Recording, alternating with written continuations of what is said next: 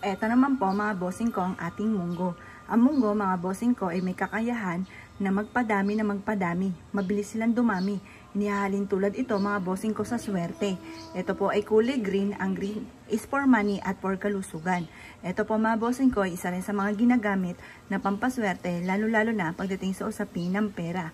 Kung ikaw ay masipag at matyaga at parang sa ulat-wala ang inyong pagiging masipag, gamitan nyo na po ito mga bossing ko ng munggo. Bumili ka na kahit magkano at mamurahin lamang na munggo mga bossing at ilagay nyo po ito sa isang mangkok.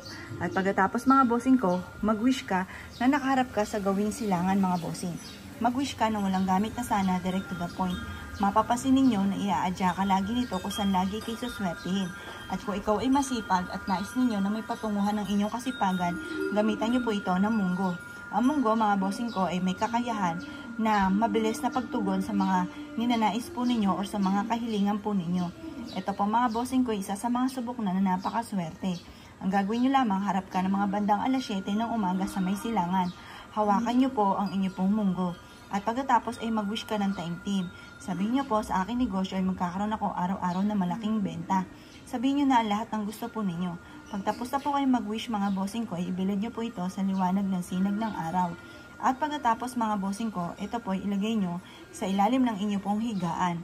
At kada araw-araw, mag-wish ka. Umaga pagising, sasabihin nyo, makakamit nyo ang lahat ng inyo pong mga pinapangarap. Bago kayo matulog, bukod sa panalangin, mag-wish ka na makamit nyo po ang inyo pong mga pinapangarap. Ito po iaadya ka kung saan lagi ikaw ay suswertihin. Mapapasin ninyo na hindi nyo inaasahan na mga pangarap po ninyo unti-unti nyong natutupad. Sa pamamagitan ng sipag at tiyaga at pananalig sa itaas, gamitan natin ang mga itong mga pamamaraan upang sa ganon wala ka ng pagsisisihan pa. Upang sa ganon ay makamit ang lahat ng mga ninanais. Basta, ugaliin po ninyo ang pagsabi ng mga magagandang salitain. Ugaliin po ninyo na lagi nyo sinasabi ang lahat ng inyo pong mga pinapangarap. Huwag nyo na lang itong ipagsasabi kahit kanino. Kasi ang nangyayari, nasasabi ka agad, nakukontra ka agad. Kaya mas mainam, hayaan nyo maamis na lang po sila sa dami ng blessing na dumarating po sa inyo. Basta, dagdagan nyo lalo ang sipag at tiyaga. At pagtapos nyo po mga bossing kong mag-wish, ilagay nyo ito sa ilalim ng inyong higaan. Ang dulot nito ay napakaswerte. Iaadya ka nito kung saan lagi kayo suswertihin.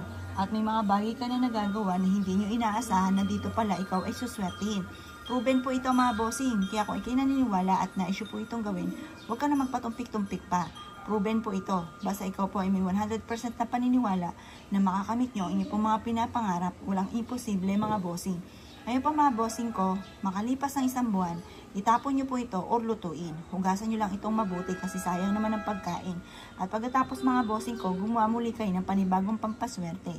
Proven po ito mga bossing. Kaya kung ikinaniwala na issue po itong gawin, ay siya mga boss, good luck po sa inyo po lahat.